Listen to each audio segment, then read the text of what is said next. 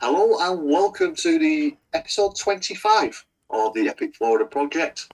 I'm Simon, one of the hosts. The other host is either to my left or to my right, I can't tell, but the other host is Phil. How you doing, buddy? Happy New Year, everyone. Well, I was going to do that next. Yeah, I know, but I don't want. You can't beat me all the time. Tough. So, Christmas, Happy New Year. We are into 2022. This is the first episode of the year. So, we're just going to give you a quick rundown of what we're going to be doing tonight, whenever you're watching this. Next year. We're going to give you a quick update of what's happening around the parks and down International Drive and other areas that we've got a few little dealings, which is not much news to be honest, but we'll get a little bit. And then we're going to go straight into Phil's trip report because he's recently been to the wonderful land that is Orlando. I'm going forward, so fingers crossed. You know, if you're watching this on YouTube, you can see what he's doing. If you're not and you're listening to this, just show the big bag of Twizzlers. Yes. Phil loves his Twizzlers. So, right, let's get into it. Any news from the parks you know of? Let me have a look, Caesars. Quickly, very While unprofessional. I'm doing that, I'll just give you an update. The Orlando Slingshot and World's Tallest Drop Tower is now officially open. It opened on the 28th of December.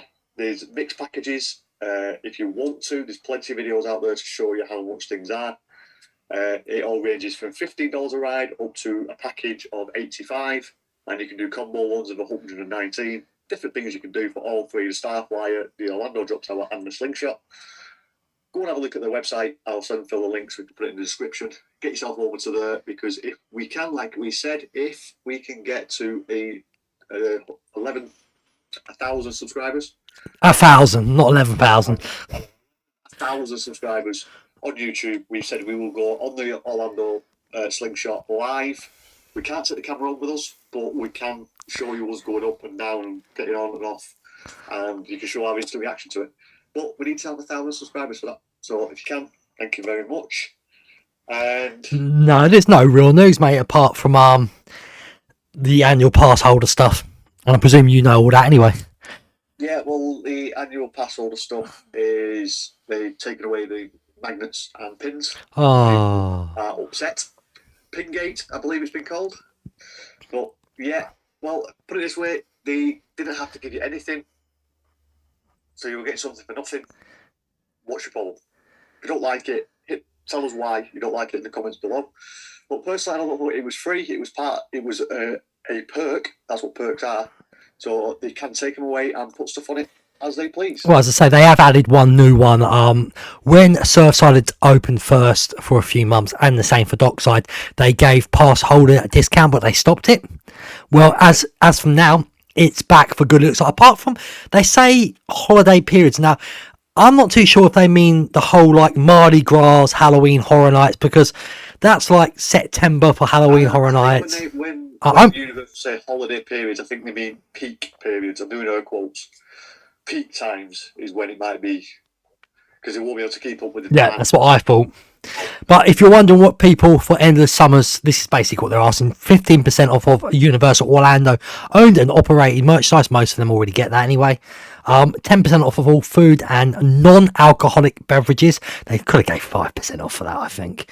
All dining outlets not valid at special events and holidays. So I did understand they did a Christmas dinner on Christmas Day or New Year's Eve. They did a special dinner as well. So it sounds like you wouldn't get the discount on them. 10% off of Sonic Souvenir Cup, not valid events and holidays. I'm guessing the Souvenir Cup is the one you can refill all the time.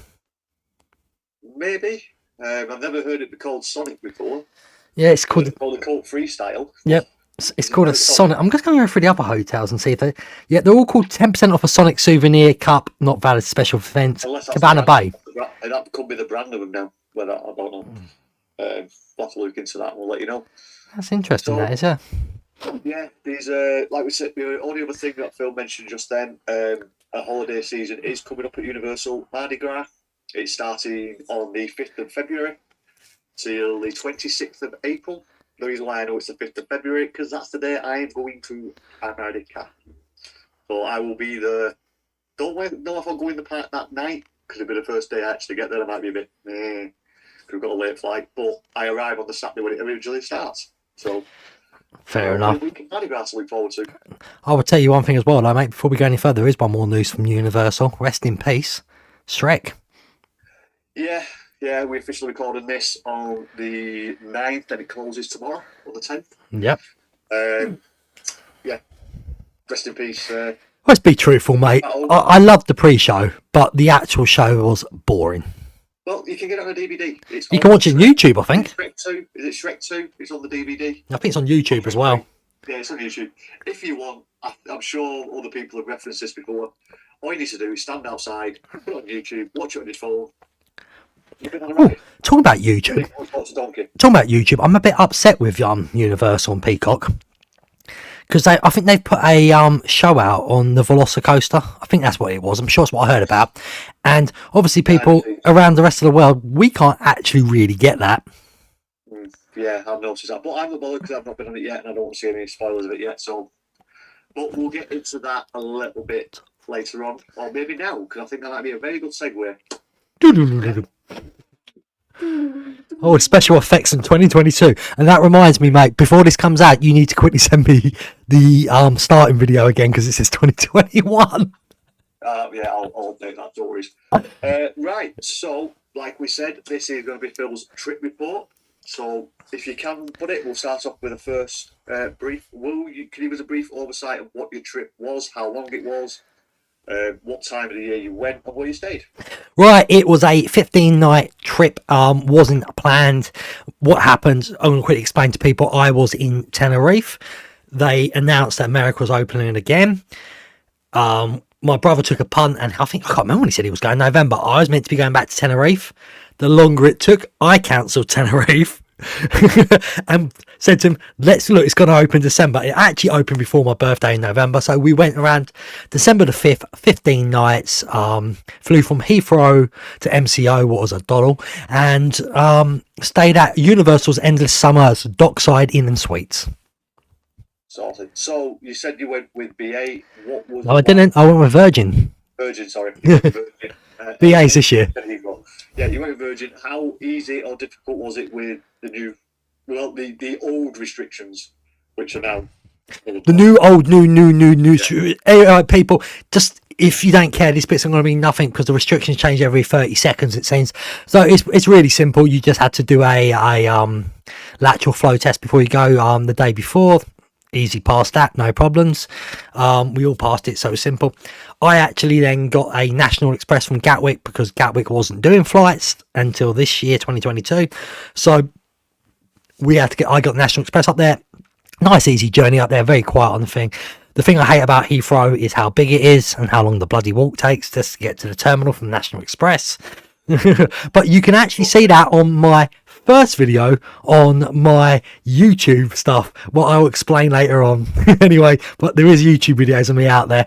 And then I got into the airport because I was early. I just literally went up to a lady, was at a booth on her own, got my passport out, all the forms, I printed them. I can't stand these apps and that, the amount of problems people have with them.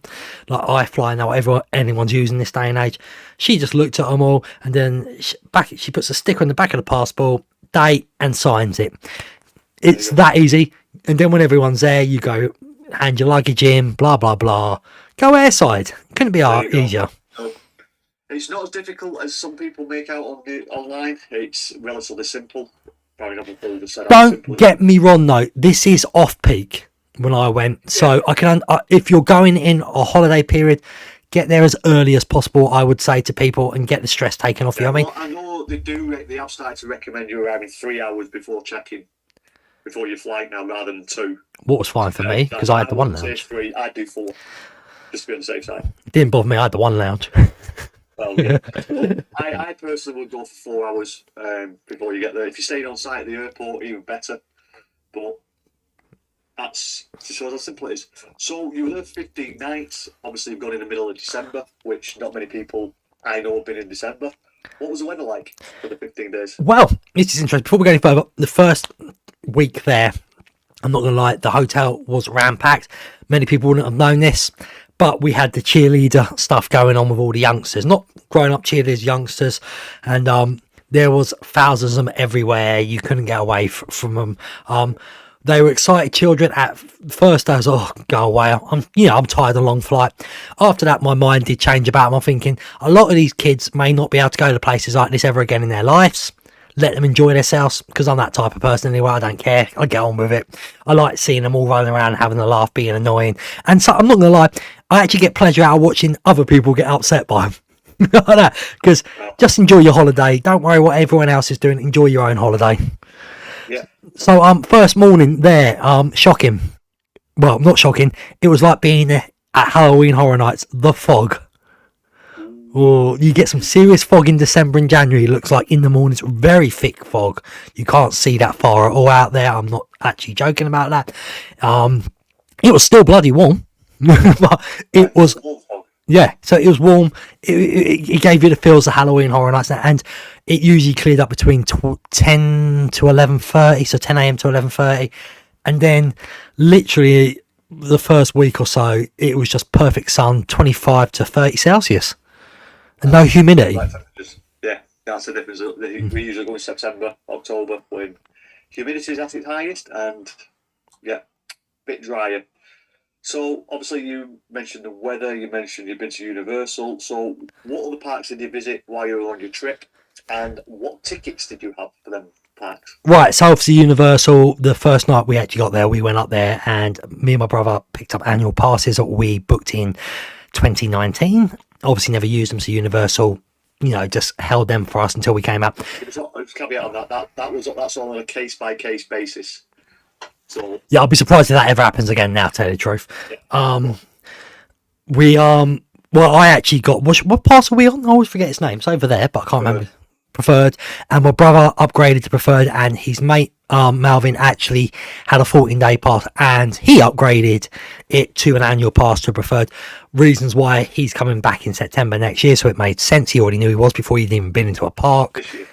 And, yeah, and also, we went for they both had to get the Preferred as well, because there was blackout dates at the end. Right. So they wouldn't have been able to get in the parks. Other park tickets we're all annual park ticket holders for SeaWorld. So that was nice and easy. I can't remember what the pass is called, sorry people, but it doesn't get you discounts on food and drink. It just gets you in the park. But yeah, again, I think they have like maybe gold, platinum, silver, and some weird name one. Seasonal. Yeah, something like that. And yeah, I'm at the bottom anyway. But we've got it because we're back September this year in 2022, so why waste more money buying more tickets? So that it covers the tickets. We also got very lucky from a friend who works at Disney. I'm not going to say his name on it because I'm not sure how it could affect him, but we actually got 2 free one-day park hopper tickets for Walt Disney World, and Melvin then bought his one. What was damn expensive, but so if you're watching or listening, he's probably not, but if he is, thank you very much. But I can't say your name on it because I know your job, how risky that can get with it, but thank you for them passes.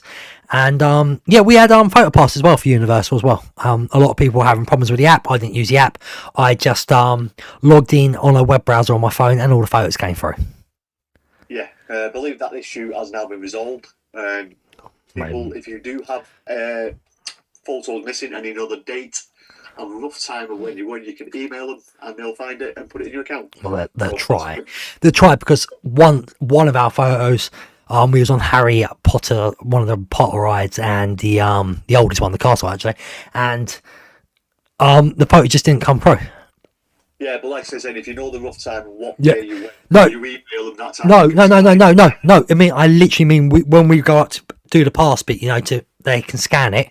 They couldn't find the photo, so it hasn't worked the camera. Fair enough. We got on the ride again anyway, so it didn't matter. So we got the photos. Yeah, well, I understand that's a fault with the camera, but once if you know your picture's been taken, it's not uploaded, and it's still not on your account, do what I just said. Email them, and they'll try and find it for you. So this was I'll tell you what, we'll go to that one in a minute. So while you was there, you spent most of your time at Universal, but obviously we know you went on International Drive. So where did you eat over the holiday? And was there anywhere you would definitely recommend? And is there any places you would tell people to avoid? Well, I always say, when I'm going to tell you this stuff, people, you always have to take in fact that you don't know if it's busy at the time you go in there to eat. Chefs can totally ruin or make a meal. as well, so it depends on the chefs at the time. Like I And said, this is your and personal yeah, opinion. lack of staff. So I am very much like that when I go out things. So places we at. Let's go for the ones I didn't really rate this time. What was kind of a letdown. So we're going to start off with one of my favourites, Bubba Gump's. Okay. I went for just a basic fish and chip thing there. I've done there many times before, and it's been beautiful. This time, I think Melvin went for a burger, and my brother went for fish and chips as well. And I thought I caught COVID out there. I can't remember what date this was because I couldn't taste anything on the food, the fish. Right. And then Melvin said his burger, he wanted a medium rare. It might as well have been overcooked, a bit of burnt because it was terrible. And I just got the suspicion that it wasn't cod. So I think the price you're paying, you should at least get decent fish. And so I said to our server, the servers and that, nothing, can't fault them, great people. Had a good time in there for that. Food wise, no. It was busy as well. It took us an hour till we could get in. Right. So yeah, we're in there, and so I said towards the end, can I ask you a question? What fishes get used in the fish and chips? She looked worried straight away, knowing that I knew something was up, and she said it was pollock. As I said before, pollock is the cheap man's cod, as you know for yourself in your previous job, and has no taste to it. It was like rubber, and the sort of prices you're paying to be in that place, I know you're paying for what it looks like in the area you're in, but I still expect proper cod or something like that. That is the only drawback to when something is advertised as fish and chips. Anything's a fish. You could even put salmon in there if you wanted to, and it's fish and chips. And unless you're going to a proper English chippy or even an English American chippy and they say cod and chips, that's when you know you're getting cod. Other than that, you're more than likely going to get pollock or possibly even haddock at some point. Well, haddock has got a distinctive taste, so you will be able to taste that. At least I would have tasted haddock. Yeah. Yeah, so put us off. We didn't get any desserts and that, so we couldn't be bothered. The other place, a lot of people probably do agree with. I just went there because yet again we took Melvin. Just to let people know, Melvin's never been to Orlando in his life. He's my brother's best mate, so we were taking him to places what would be different. The second one, what was terrible, was T-Rex Calf. Well, I won't disagree with you. I've never been in, and when I went there back in 2012. We went to the queue. There was nobody inside, and we said, "How long can we have a table for two?" It's a 3-hour wait. That's just ridiculous. Outside, there was nobody inside, and I went, "You joking?" He says, "No, it's unfortunately we're fully booked for the next 3 hours." Okay, so I just walked away. Okay, yes, yeah. So yeah, all the food was rubbish there again. There's no way about it. The atmosphere, yeah, again, you're paying for the atmosphere, but we had a super long wait. I think it was an hour 40 minutes to get in there. We actually was there for Disney Springs, so it didn't bother us too much. They actually email you, and then there's a website or something you can look on as well, if I remember right, and it gives you a countdown how long until you're coming through. Eventually, I got bored waiting forever, so I just asked them, and mysteriously, once you go and ask them 5 minutes later, boom. Yeah, weird that. I always find that very strange that happens when it goes over the time. So I waited for the time, and then I had a little, come on mate, I want some food, I'm starving. Which didn't go there again. Other places we had, the one that shocked me, it's on International Drive, I can't think what it's called, it's top of my head now. Oh no. Oh, no. The one what, how well do you know I drive? Relatively well. Right, do you know the restaurants what are kind of near, I'm trying to go from my camera to find them, kind of near Surfside Inn? There's a Red Lobster, there's a TGI Fridays. TGI's is actually shut down Applebee's. now. Applebee's, that's it. TGI's is actually... I'm just rattling off a little one because I remember you telling me this one, so I thought I'd just let you think. Yeah, TGI's actually has shut down now, down that in near the enclaves.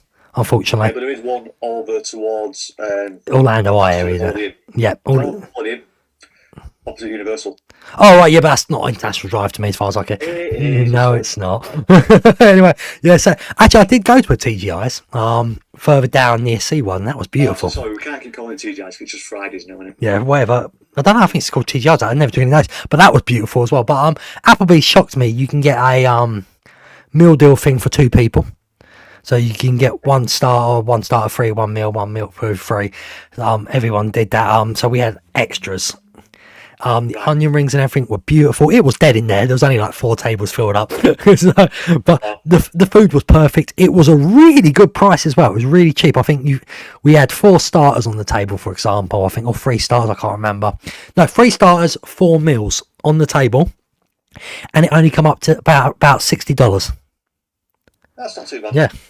So you think about it, and we didn't actually eat them all. We actually said we wish my mum and the 2 nieces were out there with us, because they could have had most of that food as well. So between 3 people, $60. It could have been 6 people, and it would have been cheap as anything. So that was good.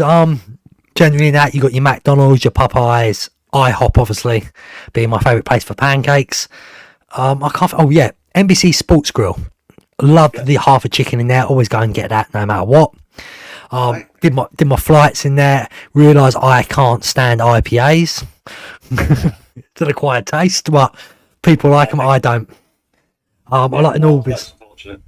Anything else you want to know? Food, Kate. Right, well, obviously, we just mentioned you've been down International Drive and you've been to Disney, SeaWorld, and all that. So obviously, you didn't have a car hire because we haven't mentioned it. So what transportation did you use? Well, Universal, if you're staying at the end of the Summers Resort, there is a free bus shuttle that takes you to City Walk and back. Starts early hours of the morning, finishes like, I think, 2 a.m. in the morning, something like that. I know John South is probably shouting right now at me because he knows the times, but I don't care about the times because I never had to worry about them. But when we were there as well, the bus stop area was actually getting redone.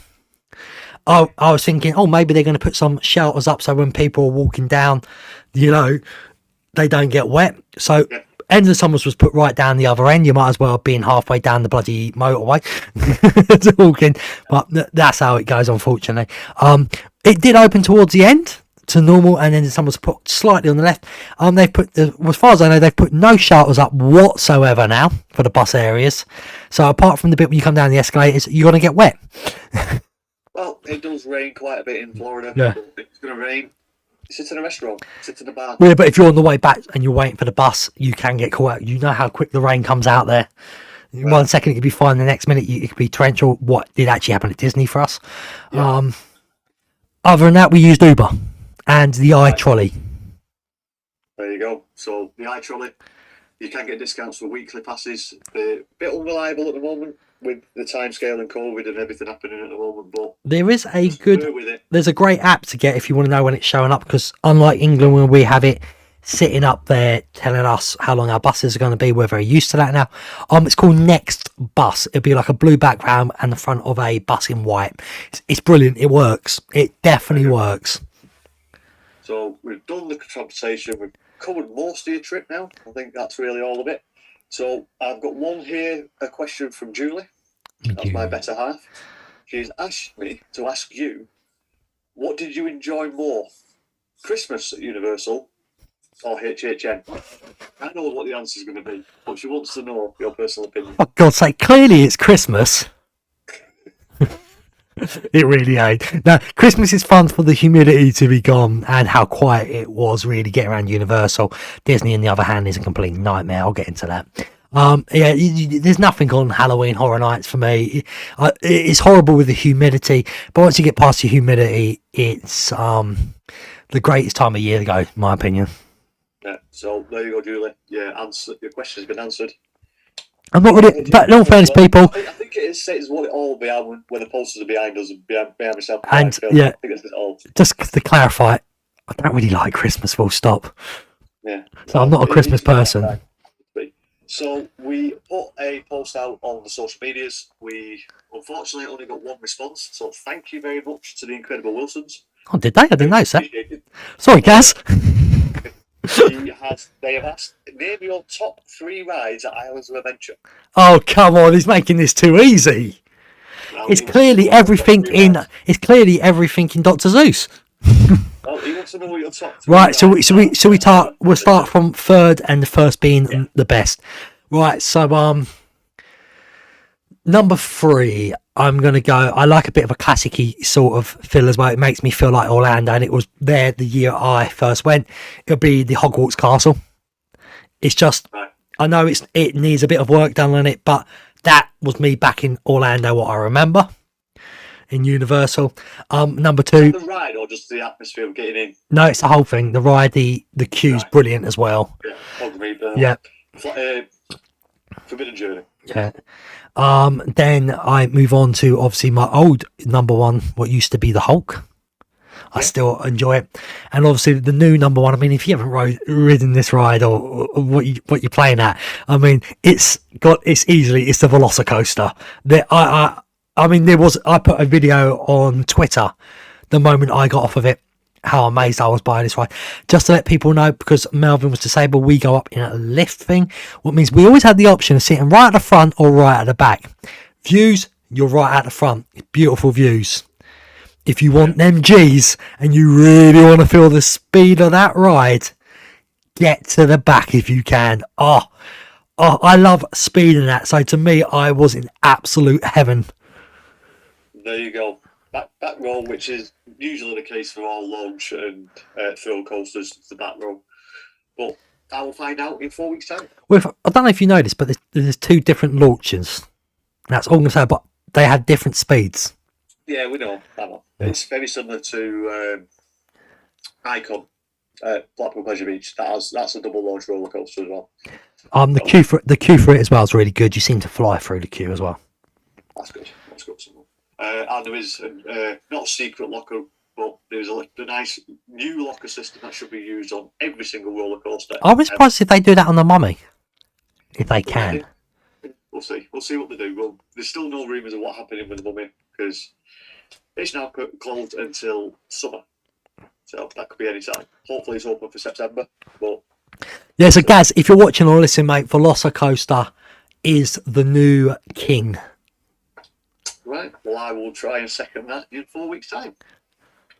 So, is there anything else from you, dude? Oh no, let's quickly get into Disney. Okay. Oh my God, one day at Disney. So, I was going to try and avoid that so you didn't upset people. But... Oh, I'm sorry. I'm truthful. I'm not on the press list, so I don't care. So, Disney one day pass, park hopping. We started at Hollywood Studios. Fairly busy. We weren't getting on that new Star Wars ride without Genie. But we still, I believe, got quite a few rides done. Definitely trying to think of Ted. We got, what's it called? The Aerosmith ride, for its name all the time. That sounds really bad. This is how much I love Disney. Rock and Roller Coaster, we got that done. I actually got soaked before I got on. That was quite funny. We did Tower of Terror. Enjoyed that. There's a few more rides we did. We did obviously Star Tours. We did the Falcon ride, whatever it is at Star Wars. The Overrated Land. Yes, people, if you're listening, I don't like Star Wars, so... no feels for me, so it is nice. We didn't. I mean, if you want that thing, there's 2 ways of doing it. You need to stay at a Disney hotel and get in early for the main ride. Other than that, you're gonna probably have to get Disney Genie, or if you've got enough time, choose a day when you're willing to line up for an hour to 2 hours long. Yeah, that's it. We went through Toy Story and it's all fun. We then finally got onto the Skyliner that opened up just as we left. That was like a ride of its own. So I enjoyed that. We did that straight over to Epcot. We only did one ride in it. I don't know, 2 rides maybe. Yeah, I think we did Nemo for some reason because it was empty. It was a walk on. Okay. Yeah. And we did obviously the big golf ball. I would not give it its real name because the ride really. It needs to be shut. It needs to be hit with a T, shut down. Technically, it should have been shut. Yeah. It should have been fully refilled, ripped out and restarted. Epcot just looks like a building site right now with loads of boards up. Looks rubbish. It's been like that for about 2 years now. Yeah, but it was a quick walk around that. That was fine. Then we moved over to the Not Magical Kingdom. It's not controversial. It's not controversial. Or we got on a few rides there. We did Pirates Caribbean. Quite a few actually in there. This is my gripe. So Disney pretend that they're scared of COVID and they want to have a few protocols, right? Indoors and that, wear your mask. It's fine. The fireworks show comes along. There's thousands of people. Obviously, a lot of people talk. We're tired as well because we've gone 3 parks in one day. We're all packed in like sardines. You know, if you turned around, you'd be touching someone any direction you went. Also, there's a little path bit near the castle to more like where how do I explain it? Where the bad futuristic stuff is.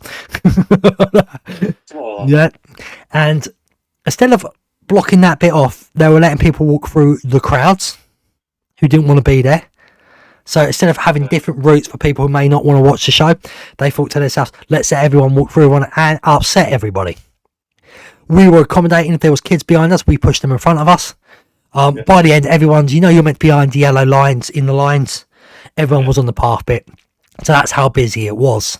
So, me, I'm not personally too scared of the COVID stuff. I'm double vax, well, treble vax since I've got back.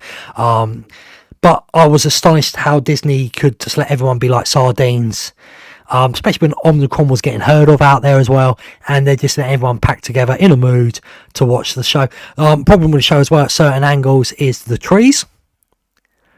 Yeah, the new trees in the hub. Yeah, you're getting blocked views now. I just thought the whole thing was a complete mess. So if you're in Magic Kingdom though, and you don't want to watch the show, go and do the rides. Because the way I saw it, everyone was watching the show, and if we weren't there for one day, we would have gone off and done every single ride going possible. But Disney for me for a one day thing it's not worth it for one day. I wouldn't do Disney again one day. We are going back in 2022, people, so I don't hate Disney, and we have got a 14-day pass, so we can go park by park and take it a lot easier. So hopefully they can redeem themselves for me, and because if you love Disney, that's good for you, but for me, Universal in December were miles better than Disney. There's no way of putting it. Yeah. So there you go, guys. That is going to draw an end to episode 25.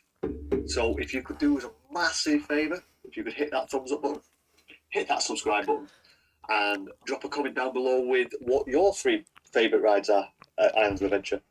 And if you could do us a favour, go over to Phil's YouTube channel. Epic Phill, yeah. YouTube. If you could follow us on Twitter, Instagram, and we're kind of on Facebook, well, not Facebook, but at Florida, at Tefproject. No, Tefproject. Not pod. And yeah. Just a quick one. I am going to do a quick short after this. Basically, we did get an inbox message, and it's just been too long. So I'm going to quickly bring up a different video that will come out at the end of the week explaining about Endless Summers. Craig Willix has asked me about it because he's thinking about booking. Okay. So we're going to stop recording this here, and then I'll do that quickly separately afterwards. And a week later, we'll release that one as well. So anybody's thinking of staying at the end of the summers, as he has asked it, I'd rather answer them questions, but it's not a 5-minute job. Yeah, so I'll leave that to Phil because I've got no input into Endless Summer. If it was about Aventura, I can have you, man. Boring hotel. That's your opinion. I'd be nice and quiet away from all kids. Boring old man. So thank you for watching again, guys, and we will see you very soon. Goodbye.